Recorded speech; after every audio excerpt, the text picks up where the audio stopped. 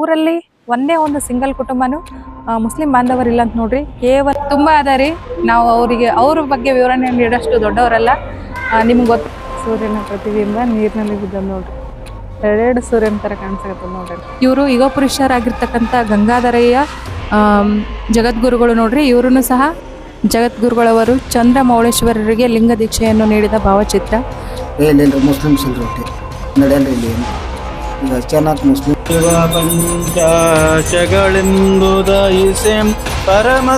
ಓಂ ಶ್ರೀ ಗುರುಭ್ಯೋ ನಮಃ. ನಮಸ್ಕಾರ ವೀಕ್ಷಕರೇ. ನನ್ನ ಎಲ್ಲ ಆತ್ಮೀಯ ವೀಕ್ಷಕರಿಗೂ ಮಿಸ್ಟರ್ ಅಂಡ್ ಮಿಸಸ್ ಸಂಚಾರಿ ಯೂಟ್ಯೂಬ್ ಚಾನಲ್ಗೆ ಸ್ವಾಗತ ಸುಸ್ವಾಗತ.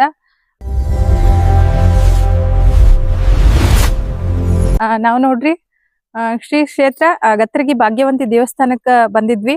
ಅದು ವಿಡಿಯೋ ಮುಗಿಸ್ಕೊಂಡು ಅದರ ಹತ್ರದಲ್ಲೇ ಇರ್ತಕ್ಕಂತ ಇನ್ನೊಂದು ಒಳ್ಳೆ ಕ್ಷೇತ್ರ ನೋಡ್ರಿ, ಶ್ರೀ ರೇವಣಸಿದ್ದೇಶ್ವರ ದೇವಸ್ಥಾನ ಹಾವಳಗ.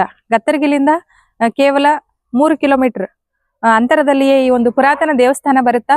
ಇದು ದೇವಸ್ಥಾನ ಚೆನ್ನಾಗಿ ಅದ ಅಂತ ನೋಡೋಣ, ಒಳಗಡೆ ಹೋಗಿ ದೇವ್ರ ದರ್ಶನ ತಗೋಣ. ಆಮೇಲೆ ಈ ಊರಿನ ಇನ್ನೊಂದು ವಿಶೇಷತೆ ಏನು ಅಂದ್ರೆ, ಈ ಊರಲ್ಲಿ ಒಂದೇ ಒಂದು ಸಿಂಗಲ್ ಕುಟುಂಬನು ಮುಸ್ಲಿಂ ಬಾಂಧವರಿಲ್ಲ ಅಂತ ನೋಡ್ರಿ. ಕೇವಲ ಹಿಂದೂಗಳಿಂದ ಕೂಡಿರ್ತಕ್ಕಂತ ಒಂದು ಗ್ರಾಮ ಅಂತಾನೆ ಹೇಳ್ಬಹುದು. ಅದೇನೋ ಕಾರಣ ಇರ್ಬೋದು, ಒಟ್ಟ ಊರಲ್ಲಿ ಒಬ್ರು ಮುಸ್ಲಿಂ ಬಾಂಧವರು ಇಲ್ಲ ಅಂತ ಕೇಳ್ಪಟ್ಟೆ ನಾನು. ಇದೊಂದು ವಿಶೇಷತೆ ಈ ಗ್ರಾಮದ್ದು. ಬನ್ನಿ ಒಳಗೋಗೋಣ, ದೇವ್ರ ದರ್ಶನ ತಗೊಂಡ್ ಬರೋಣ. ಪಂಚಪೀಠಗಳ ಒಡೆಯ ಶ್ರೀ ರೇವಣಸಿದ್ದೇಶ್ವರ ಜಗದ್ಗುರುಗಳವರ ಮಹಾ ಸನ್ನಿಧಿ ನೋಡ್ರಿ, ರೇವಣಸಿದ್ದೇಶ್ವರ ದೇಗುಲ. ಒಳಗೋಗಿ ರೇವಣಸಿದ್ದೇಶ್ವರ ದರ್ಶನ ತಗೊಂಡ್ ಬರೋಣ. ಅದಕ್ಕಿಂತ ಮುಂಚಿತವಾಗಿ ನಾನು ನಿಮಗ ತೋರ್ಸಂತ ಒಂದು ಸುಂದರವಾದ ವ್ಯೂ ಏನಂದ್ರೆ, ಈ ದೇವಸ್ಥಾನದ ಮುಂದುಗಡೆನೆ ಭೀಮಾ ನದಿ ಅದ ನೋಡ್ರಿ. ಎಷ್ಟು ಸುಂದರವಾಗಿರ್ತಕ್ಕಂಥ ವ್ಯೂ ನೋಡ್ರಿ. ಭೀಮಾ ನದಿಯ ದಡದಲ್ಲಿ ರೇವಣಸಿದ್ದೇಶ್ವರರು. ಸನ್ಸೆಟ್ ನೋಡ್ರಿ ಎಷ್ಟು ಚೆನ್ನಾಗದ ನೋಡ್ರಿ. ಈ ವ್ಯೂ ನಮ್ಗೆ ಎಲ್ಲಿ ಸಿಗಲ್ಲ ನೋಡ್ರಿ. ಈ ಕಡೆ ಬರ್ರಿ.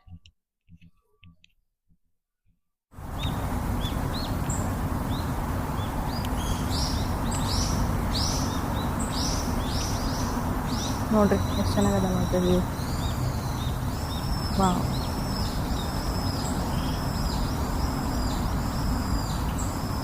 ಭೀಮೆಯ ತೀರದಲ್ಲಿ ರೇವಣಸಿದ್ದೇಶ್ವರರ ಸನ್ನಿಧಿ. ಸೂರ್ಯನ ಪ್ರತಿಬಿಂಬ ನೀರಿನಲ್ಲಿ ಬಿದ್ದ ನೋಡ್ರಿ. ಎರಡೆರಡು ಸೂರ್ಯನ ತರ ಕಾಣಿಸಕತ್ತದ ನೋಡ್ರಿ. ನೋಡ್ರಿ, ಭೀಮಾ ನದಿಯ ತಟದಲ್ಲಿ ನದಿಯ ಮಧ್ಯೆ ಒಂದು ಕಟ್ಟಿ ಮಾಡ್ಯಾರ ನೋಡ್ರಿ. ಆ ಕಟ್ಟಿಯ ವಿಶೇಷತೆ ಏನು ಅಂದ್ರೆ, ಈ ರೇವಣಸಿದ್ದೇಶ್ವರ ಜಾತ್ರಾ ಸಮಯದಲ್ಲಿ ಸಂಕ್ರಾಂತಿಗೇನ್ ಜಾತ್ರೆ ಆಗುತ್ತಲ್ರಿ, 1 ಡೇ ಬಿಫೋರ್ ದೇವ್ರು ಅಲ್ಲಿ ಹೋಗಿ ಕೂಡ್ತಾನಂತ್ರಿ. ಒಂದ್ ರಾತ್ರಿ ಅಲ್ಲೇ ಕಳೀತಾನಂತ ದೇವ್ರು. ಮರುದಿನ ಮತ್ತೆ ಮೆರವಣಿಗೆಯ ಮುಖಾಂತರ ಪುರುವಂತಿಗೆ ಮೆರವಣಿಗೆಯ ಮುಖಾಂತರ ಮತ್ತೆ ದೇವ್ರ ಕಟ್ಟಿ ಬಂದ್ ಕೂಡ್ತಾನಂತ. ಅದಾದ ನಂತರ ಗರ್ಭಗುಡಿಯಲ್ಲಿ ಮತ್ತೆ ಪ್ರತಿಷ್ಠಾಪನೆ ಮಾಡ್ತಾರ ನೋಡ್ರಿ. ಜಾತ್ರಾ ಮಹೋತ್ಸವ ಅದ್ದೂರಿಯಾಗಿ ನಡೀತದ.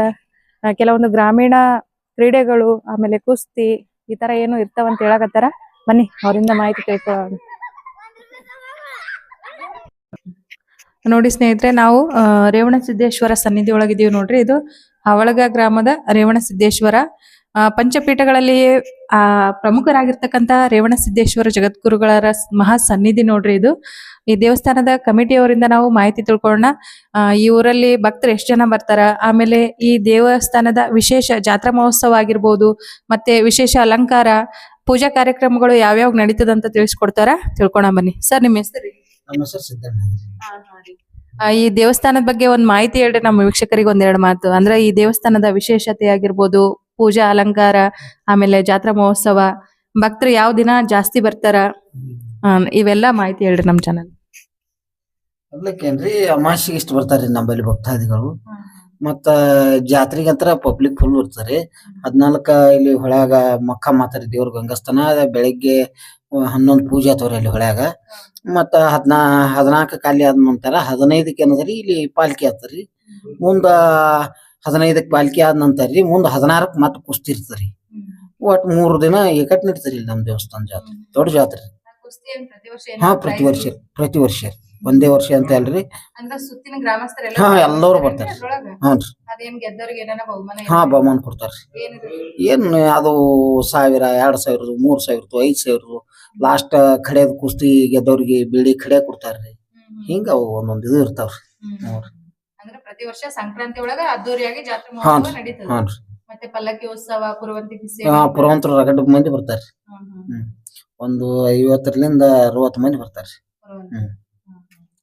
ದೊಡ್ಡ ಜಾತ್ರೆ ಆತರಿ. ಮತ್ತೆ ಅದು ಬಿಟ್ರೆ ವಿಶೇಷವಾಗಿ ಪೂಜೆ ಮತ್ತೆ ಯಾವಾಗ ಏನೋ ಪರ್ವ ಏನೋ ಮಾಡ್ತಾರೆ ಅಂತ ಕೇಳಿದ್ದೆ. ಹಾ ಪರ್ವ ಇದು ಶ್ರಾವಣ ಮಾಸದಾಗ ಮಾಡ್ತಾರ. ಅಂದ್ರೆ ಅದು ಯಾವ ತರ ಇರುತ್ತೆ ಪೂಜೆ? ಅದನ್ನು ಇದೇ ತರ ಪೂಜೆ ರೀ. ಈಗ ಸುತ್ತ ಹಳ್ಳಿ ಗ್ರಾಮಸ್ಥರ ಬಲ್ಲಿ ಎಲ್ಲಾ ಪಟ್ಟಿ ಎಲ್ಲಾ ನಾವು ಊರ್ ಮುಖಾಂತರ ಪಟ್ಟಿ ಎಲ್ಲಾ ಕೊಟ್ಟಿರ್ತಾರ್ರಿ. ಒಟ್ಟು ಏನದ ಖಂಡಗ ಪರ್ವ ಅಂತ ಮಾಡಿರ್ತಾರ್ರಿ. ಒಂದ್ 30 ಚೀಲ ಜ್ವಾಳದ ಕಡುಬು ಮಾಡ್ತಾರ್ರಿ. ಕಡುಬು ಮಾಡಿ ಸಾಂಬಾರ ಮತ್ತ ಕಟಾಂಬಲಿ ಮಾಡಿ ಮಂದಿಗೆ ಊಟ ಮಾಡಿಸ್ತಾರೆ. ಅಂದ್ರೆ ಜೋಳದ ಕಡುಬಿನ ಊಟ ಹ್ಞೂ ಪರ್ವ ಅಂತ. ದೊಡ್ಡ ಜಾತ್ರೆ, ದೊಡ್ಡ ಪ್ರಮಾಣ ಅಂತಾರೆ. ಎಷ್ಟು ನೋಡ್ಬೋದ್ರಿ, ಏನೂ ಆಗಲ್ಲ ಮನುಷ್ಯ. ಮಾರಿ ಅದೇ ಇವಾಗ ಶ್ರಾವಣದಾಗ ಹಾ ಶ್ರಾವಣದಾಗ ಇರ್ತದ್ರಿ. ಶ್ರಾವಣದಾಗ ಇಂತ ವಾರ ಅಂತ ಸೋಮವಾರ ಅಂದ್ರಿ 4ನೇ ಸೋಮವಾರ ರೀ. ಶ್ರಾವಣದ 4ನೇ ಹಾ 4ನೇ ಸೋಮವಾರ. ಸುತ್ತಲಹಳ್ಳಿ ಜನರಿಗೆಲ್ಲರಿಗೂ ಹಾ ಎಲ್ಲಾ ಮಂದಿ ಗೊತ್ತಿರ್ತರಿ. ಹಾ ಎಲ್ಲಾ ಇಡೀ ಊರೇ ಚಿಕ್ಕವಳಿ ಇವತ್ತು ಕುಮಶಿ, ದೇವ್ರ ನದಿ, ಗತ್ತರಿಗಿ, ಬಗಲೂರ, ಹಿಂಜಗೇರಿ, ಅಫಜಲ್ಪುರ ಎಲ್ಲಾ ಕಡೆ ಮಂದಿ ಬರ್ತಾರೆ. ಎಲ್ಲಾ ಮಂದಿ ಬರ್ತಾರೆ. ಭಕ್ತಾದಿಗಳು ರಗಡ ಅದರಿ. ಚಂದ ದೇವಸ್ಥಾನ ನಡೀತರಿ. ಇಲ್ಲೇನು ಅದೇನಿಲ್ಲ. ಜಗದ್ಗುರುಗಳು ಯಾವಾಗನೇ ಬಂದಾರೇನ್ರಿ? ಹಾ ಬಂದಾರಿ. ಯಾರು ಬಂದಾರಿ? ಹೊಸ ಮಂದಿ ಬಂದಿದ್ದಾರೆ. ಓಪನಿಂಗ್ ಟೈಮ್ನಾಗ. ಹಾ ಓಪನಿಂಗ್ ಟೈಮ್ನಾಗ ರೀ. ಈಗ ಮತ್ತ ಬರೋರ್ರಿ ಅವರು ಇನ್ನ ಇಂದಂತೇನು ಇನ್ನ ಡೇಟ್ ಫಿಕ್ಸ್ ಮಾಡಿಲ್ರಿ. ಈಗ ಜಾತ್ರೆಗನ ಇದು ಗುಡಿ ಕಲರ ಗಿಲಾರ ಎಲ್ಲಾ ಮಾಡಿಸಿ ಪುರಾಣದ ಹಚ್ಚಿಸಿ ಮತ್ತೆ ಗುರುಗಳಿಗೆ ಕರೆಸ್ತೀನಿ ಅಂತಂದ್ರಿ. ಏನ್ ಮಾಡ್ತಾರ ಕಮಿಟಿಗೆ ಗೊತ್ತಿರಿ. ಅದು ನಮ್ಗೇನ್ ಗೊತ್ತಿಲ್ರಿ. ಅದು ಅವ್ರ ಬಗ್ಗೆನೇ ರೀ. ನಾವ್ ಇಷ್ಟೇ ನೋಡ್ರಿ ಹೇಳೋದು. ಅಲ್ರಿ ಇದು ರಂಭಾಪುರಿ ಶಾಖಾ ಮಠ ಅಲ್ರಿ, ಹಾಗಾಗಿ ಜಗದ್ಗುರುಗಳು ಅವಾಗ ಅವಾಗ ಬರ್ತಿರ್ತಾರೆ. ಇಲ್ರಿ ಅವ್ರ ಏನ್ ಬರಲ್ರಿ. ನಾವು ಕರ್ಸಿದ್ರೆ ಅಷ್ಟು ಬರ್ತಾರ್ರಿ. ಇಲ್ರಿ ಮುಸ್ಲಿಮ್ಸ್ ಇಲ್ರಿ ಒಟ್ಟೆ ನಡೆಯಲ್ರಿ ಇಲ್ಲಿ ಏನು. ಈಗ ಅಚಾನಕ್ ಮುಸ್ಲಿಮ್ಸ್ ಬಂದ್ರು ಅಲ್ಲೇ ಹೊರಗೆ ಅಲ್ಲೇದೇ ನಮಸ್ಕಾರ ಮಾಡಿ ಹೋಗ್ತಾರ. ಇಲ್ಲಿ ಮ್ಯಾಲ ಬರಲ್ಲ. ಮೊದಲಿಂದನೂ ಫ್ಯಾಮಿಲಿನೇ ಇಲ್ಲ ಏನಾದ್ರೂ ಅವ್ರ ಇದ್ರೆ ಏನಾದ್ರೂ ತ್ರಾಸ ಆಗಿದೆ ಅಂತ ಅದು ಮೊದಲು ಹಿಡಿದ ನಮ್ಮ ಹಿರಿಯರಿಗೆ ಗೊತ್ತ್ರಿ. ಅವೇನು ನಾವು ನೋಡ್ಲಕತ್ ನಾವು 40 ವರ್ಷದ ಮ್ಯಾಲ ಪಟ್ಟಿ ಆಗ್ಯಾವತ್ತಂದ್ರು ಒಬ್ರು ಮುಸ್ಲಿಮ್ಸ್ ಇಲ್ಲಿ ಬಂದಿಲ್ರಿ. ಯಾರು ಇಲ್ರಿ. ಮುಸ್ಲಿಂ ಗ್ರಾಮದ ವಿಶೇಷತೆ ಎಲ್ಲ ಹಿಂದೂಗಳು ಸೇರಿ ದೇವ್ರ ಜಾತ್ರೆನ ಅದ್ದೂರಿಯಾಗಿ ಮಾಡ್ತೀವಿ. ಎಲ್ಲಾ ಊರ ಗ್ರಾಮಸ್ಥರು ಕೂಡೇ ಮಾಡೋದ್ರಿ. ಧನ್ಯವಾದಗಳು. ಅದು ಗರ್ಭಗುಡಿ ಒಳಗ ಅಷ್ಟೊಂದು ದೀಪಗಳು ಕಾಣಿಸಕತ್ತಾವಲ್ರಿ, ಇದ್ರದ್ದು ವಿಶೇಷತೆ ಏನಂತ ಹೇಳ್ಬೇಕು? ದಿನಾಲು ಅಷ್ಟೇ ರೀ. ಹಗಲು ರಾತ್ರಿ ಬೇಗ ಇರ್ತಾವ್ರಿ. ಎಷ್ಟು ದೀಪಗಳನ್ನ ಹಚ್ತೀರಿ? ಅವು 17 ನಂದಾ ದೀಪ ಅವ್ರಿ. ಕಟ 17 ದೀಪಗಳು. ಹಾ ನಿಮ್ಮಂತವ್ರು ಪ್ರತಿ ದಿನ ಹಗಲು ರಾತ್ರಿ. ವರ್ಷದ 365 ದಿನಾನು ಅಷ್ಟೇ ಅಷ್ಟೇ ರೀ. ಒಟ್ಟೆ ಏನು ಮಾಡಪ್ಲೇ ಇಲ್ರಿ. ಭಕ್ತಾದಿಗಳೇ ಅದಕ್ಕೆಲ್ಲ ಎಷ್ಟೆಷ್ಟು ಕೊಡ್ತಾರಿ? ಅದು ಒಂದ್ ನಂದಾ ದೀಪಕ್ 40 ಕಿಲೋ ಕೊಡ್ತಾರ್ರಿ. 40 kg ಒಬ್ಬೊಬ್ಬರಿ? ಒಬ್ಬೊಬ್ಬರಿ. ಏನ್ ಬೇಡ್ಕೊಂಡಿರ್ತಾರೇನ್ರಿ ಅವ್ರು? ಹರಕಿ ಮಾಡಿರ್ತಾರಲ್ರಿ, ಹರಕಿ ಪ್ರಕಾರ ಇಟ್ಟಿರ್ತಾರ.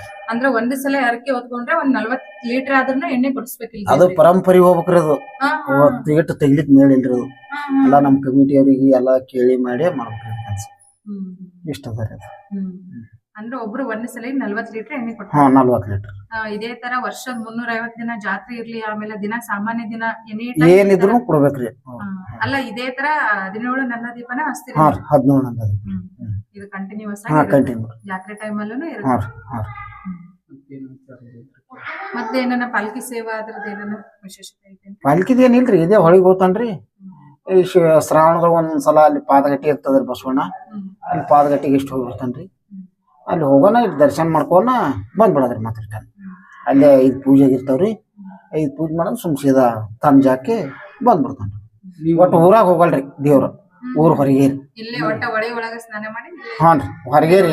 ಅದು ಹುಲ್ಲಿರ್ಲಿ ಮುಳ್ಳಿರ್ಲಿ ಏನೇ ಇರ್ಲಿ ಅವ್ನ ದಾರಿ ಒಳಗೆ ಹೋಗೋಣ. ಮತ್ತೊಂದ್ ದಾರಿ ನಾವು ಸ್ವಚ್ಛ ಮಾಡಿ ಹೊತ್ತಕ್ಕೆ ಅಲ್ಲಿ ಹೋಗಲ್ರಿ. ದೇವ್ರ ಅಂದ್ರೆ ಅದು ಲಿಂಗು ಇರೋದನ್ರಿ ಒಳಗೆ ನೀವು ಅದಕ್ಕೆಲ್ಲ ಅಲಂಕಾರ ಮಾಡಿ? ಒಳಗ್ ಲಿಂಗ ಅದ ರೀ. ಲಿಂಗ ಅದ. ದಿನ ಇದೇ ತರ ಅಲಂಕಾರ? ಹಾನ್ ರೀ. ಇದೇ ಸರ್. ಜಾತ್ರೆ ಒಳಗ 5 ಮಕ್ಕ ಕೂತಿರ್ತಾರ. ಹಾನ್ ರೀ 5. ಅದೇನೋ ಒಂದು ಲೈನ್ ಬರ್ತದೆ, ಪಂಚಪೀಠದ ಒಡೆಯ. ಪಂಚಪೀಠದ ಒಡೆಯ ಅಂತ ಹಿಂದೆ ಏನೋ ಬರ್ಸಿರಿ. ಹೌದ್ರಿ. ಹೌದ್ರಿ. ಅದು ಇದು ಅವ್ರು ರೇಣುಕಾಚಾರ್ಯ ಅವ್ರದ್ದು ಏನ್ ಇದಲ್ರಿ, ಅದು ಏನದ ಬಣ್ಣ ಮಾಡೋರು. ಅದು ಇತಿಹಾಸ ನೋಡಿ ಬರ್ದಾರ್ರಿ ಅವ್ರು. ಶಿವ ಪಂಚಾಶಗಳೆಂದು ದಯಿಸೆ ಪರಮತವನು ಜಯಿಸೆ ಉದಯಿಸೆ ಪರಮತವನು ಜಯಿಸೆ ಪರಿಪೂರ್ಣವೆನಿಸಿದ ಶಿವಮತವನು ನೆಲೆಗೊಳಿಸಿದ ಪೂಜರಿಗೆ ಜಗದ್ಗುರು ಪಂಚಾಚಾರ್ಯರಿಗೆ ಇಲ್ಲಿ ನೋಡ್ರಿ ರೇವಣಸಿದ್ದೇಶ್ವರ ಜಗದ್ಗುರುಗಳವರ ಎದುರಿಗೆ ನೋಡ್ಬೋದು ನಾವು ಒಂದು ಶಿವಲಿಂಗ ಅದ ನೋಡ್ರಿ. ಇದರದ್ದು ಪಾಣಿವಾಟೆ ಎಡಗಡೆ ಕಾಣಿಸುತ್ತೆ ನೋಡ್ರಿ. ಅದ್ಭುತವಾಗಿರ್ತಕ್ಕಂಥ ದೇವಸ್ಥಾನ. ಈ ದೇವಸ್ಥಾನದಲ್ಲಿ ವರ್ಷಕ್ಕ ಒಂದು ಸಲ ಜಾತ್ರೆ, ಇನ್ನೊಂದು ಸಲ ಮಹಾಪರ್ವ ಅಂತ ನಡೀತದಂತ್ರಿ. ಶ್ರಾವಣದ 4ನೇ ಸೋಮವಾರ. ಆ ಪರ್ವದ ದಿನ ಸುತ್ತಲಹಳ್ಳಿ ಗ್ರಾಮಸ್ಥರಿಗೆ ಎಲ್ಲರಿಗೂ ಊಟದ ವ್ಯವಸ್ಥೆ ಇರುತ್ತಂತ. ಬನ್ನಿ ನೋಡಿ ಸ್ನೇಹಿತರೆ, ಪರಶಿವನ ಅಪ್ಪಣೆಯಂತೆ ಶ್ರೀ ಕೊಲ್ಲಿಪಾಕಿ ಸೋಮನಾಥ ಏನು ನಾವು ಜ್ಯೋತಿರ್ಲಿಂಗ ಕರಿತೀವಲ್ರಿ, ಸೋಮನಾಥ ಜ್ಯೋತಿರ್ಲಿಂಗದಿಂದ ಶಿವಲಿಂಗದಿಂದ ಉದ್ಭವರಾಗಿರ್ತಕ್ಕಂಥ ಮೊಟ್ಟ ಮೊದಲು ಜಗದ್ಗುರುಗಳು ಇವರು ರೇಣುಕಾಚಾರ್ಯರು ನೋಡ್ರಿ. ಲಿಂಗೋದ್ಭವ ಆಗಿರುವುದು ಆಂಧ್ರ ಪ್ರದೇಶದ ಕೊಲ್ಲಿಪಾಕಿ ಎಂಬಲ್ಲಿ ನೋಡ್ರಿ. ಅದೇ ತರ ಮುಂದುವರೆದು ಈ ಗುರು ಪರಂಪರೆ ಇರುತ್ತಾ. ಇವರು ಯುಗ ಪುರುಷರಾಗಿರ್ತಕ್ಕಂಥ ಗಂಗಾಧರಯ್ಯ ಜಗದ್ಗುರುಗಳು ನೋಡ್ರಿ. ಇವರನ್ನು ಸಹ ರಂಭಾಪುರಿ ಪೀಠದ ಮೂಲ ಪುರುಷರಂತಾನೆ ಹೇಳ್ಬಹುದು. ಶ್ರೀ ಜಗದ್ಗುರುಗಳು ರೇಣುಕಾಚಾರ್ಯರು ವಿಭೀಷಣ ಪ್ರಾರ್ಥನೆಗಾಗಿ ಪ್ರಾರ್ಥನಾ ಕಾಲದಲ್ಲಿ 3 ಕೋಟಿ ಗುರು ರೂಪಮಾನವನ್ನು ಧರಿಸಿ 3 ಕೋಟಿ ಶಿವಲಿಂಗಗಳನ್ನು ಸ್ಥಾಪನೆ ಮಾಡಿರ್ತಕ್ಕಂಥ ಕತೆ ಅಲ್ಲಿ ಐತ್ ನೋಡ್ರಿ. ಇದೇ ತರ ಜಗದ್ಗುರುಗಳ ಹಲವಾರು ಜೀವನ ಚಾರಿತ್ರೆಯ ಜಗದ್ಗುರುಗಳವರು ಚಂದ್ರಮೌಳೇಶ್ವರರಿಗೆ ಲಿಂಗ ದೀಕ್ಷೆಯನ್ನು ನೀಡಿದ ಭಾವಚಿತ್ರ. ಅದೇ ತರ ಇಲ್ಲಿ ಲೋಕಕಂಟಕರಾದ ಯಕ್ಷ ಮಿಥುನರ ದಂಪತಿಗಳನ್ನು ಪಾಲನೇತ್ರನಿಂದ ಸುಟ್ಟು ಭಸ್ಮ ಮಾಡಿರ್ತಕ್ಕಂಥ ಭಾವಚಿತ್ರ ನೋಡ್ರಿ. ಇಲ್ಲಿ ನೋಡ್ಬೋದು ನೀವು ರಕ್ಕಸರ ದಂಪತಿಗಳು ಅಲ್ಲಿ ಮ್ಯಾಲ. ಜಗದ್ಗುರು ರೇಣುಕಾಚಾರ್ಯರ ಪವಾಡ ಪುರುಷರನ್ನ ತಮ್ಮೆಲ್ಲರಿಗೂ ಗೊತ್ತದ. ಅವರ ಪವಾಡಗಳನ್ನು ಆಧರಿಸಿದಂತ ಭಾವಚಿತ್ರಗಳದಾವ ನೋಡ್ರಿ. ಯಾರೋ ಭಿಕ್ಷೆ ಬೇಡಕ್ಕಂತ ಇನ್ನೊಬ್ರು ಮನೆಗೆ ಹೋದಾಗ ಅಲ್ಲಿ 2 ಕೈ ಕತ್ತರಿಸಿ ಕೊಡ್ಬೇಕು ಅಂತ ಹೇಳ್ತಾರ.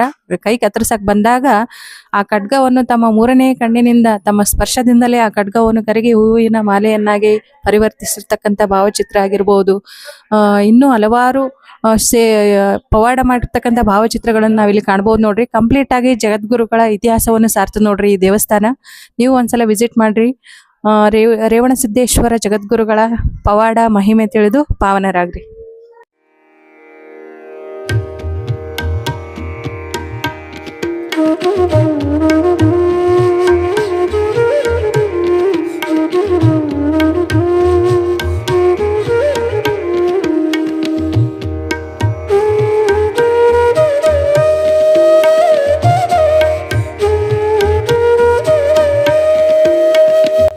ನೋಡಿ ಫ್ರೆಂಡ್ಸ್, ಇಲ್ಲಿ ಜಗದ್ಗುರುಗಳು ರೇವಣಸಿದ್ದೇಶ್ವರರ ಬಗ್ಗೆ ಒಂದು ಅದ್ಭುತ ಸಾಲು ಬರ್ದಾರ ನೋಡ್ರಿ. ಪಂಚಪೀಠದ ಒಡೆಯ ಪಂಚಪಾತಕ ಕಳೆಯೋ ಚಂಚಲ ಚಿತ್ತ ಪರಿಹರಿಸೋ ರೇವಣಸಿದ್ದ ಶಂಭಕೋ ನನ್ನ ಡಂಗೂರಕ್ಕೋ ಅಂತೇಳಿ ಬರ್ದಾರ ನೋಡ್ರಿ. ಅದ್ಭುತವಾಗಿ ಸಾಕ್ಷಾತ್ಕಾರಿಯವರು ಬರ್ದಿರ್ತಕ್ಕಂಥ ಈ ಒಂದು ಲೈನು ಅದ್ಭುತವಾದಂತ ಲೈನು ನೋಡ್ರಿ. ಜಗದ್ಗುರುಗಳ ಬಗ್ಗೆ ಹೇಳ್ಬೇಕು ಅಂತಂದ್ರೆ ತುಂಬಾ ಅದ ರೀ. ನಾವು ಅವ್ರ ಬಗ್ಗೆ ವಿವರಣೆ ನೀಡೋಷ್ಟು ದೊಡ್ಡವರಲ್ಲ. ನಿಮ್ಗೆ ಗೊತ್ತದ, ಪಂಚಪೀಠಗಳ ಒಡೆಯ ಅಂತಾನೆ ಕರಿತೀವಿ ನಾವು ರೇವಣಸಿದ್ದೇಶ್ವರರನ್ನ. ನೋಡ್ಬೋದು ನೀವು. ಈ ದೇವಸ್ಥಾನಕ್ಕೆ ಬಂದು ನೀವು ಒಂದ್ಸಲ ಭೇಟಿ ಕೊಡಿ. ಜಗದ್ಗುರುಗಳ ಮೂಲ ಸ್ಥಾನಕ್ಕೆ ಹೋದಷ್ಟೇ ಖುಷಿ ಸಿಗ್ತದಂತ ಹೇಳ್ಬೋದು. ಮುಂದಿನ ಇನ್ನೊಂದು ವಿಶೇಷವಾದ ವಿಡಿಯೋದೊಂದಿಗೆ ಮತ್ತೆ ಭೇಟಿ ಆಗ್ತೀನಿ. ಧನ್ಯವಾದಗಳು.